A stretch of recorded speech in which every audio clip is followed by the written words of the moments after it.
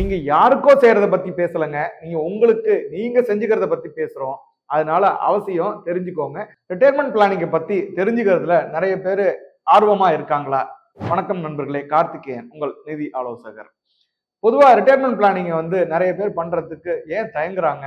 அந்த கால்குலேஷனே ரொம்ப கடினமா இருக்கும். என்ன காரணம்னா, சின்ன வயசுல இருந்து 20 வருஷத்துக்கு ரிட்டையர்மெண்ட் பீரியட் வரைக்கும் பணத்தை மல்டிப்ளை பண்ணணும். சேம் இன்ட்ரெஸ்ட் ரேட்ல, ஒரு நல்ல இன்ட்ரெஸ்ட் ரேட்ல பணத்தை வளர்க்கணும். வளர்த்த பணத்தை பத்திரமா வச்சுக்கணும்.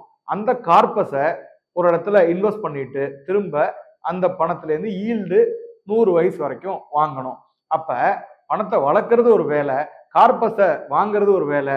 கார்பஸை தக்க வச்சுக்கிட்டு அதுக்கு ஒரு ஈல்டு, நல்ல ஈல்டு தொடர்ந்து கிடைக்கிற மாதிரி வாழ்நாள் முழுக்க ஒரே இன்கம் வர மாதிரி சீரா பணத்தை பார்த்துக்கிறது ஒரு வேலை.